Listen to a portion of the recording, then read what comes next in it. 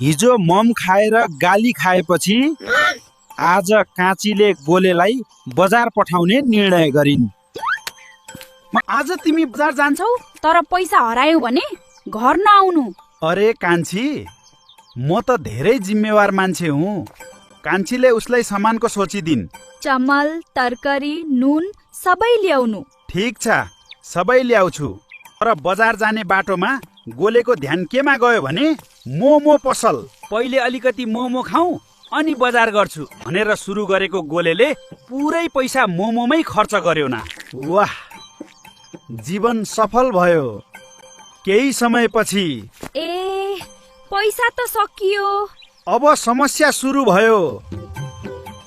घर फर्कदा कान्छी ढोकामा पर्खिरहेकी थिइन्। सामान कहाँ छ?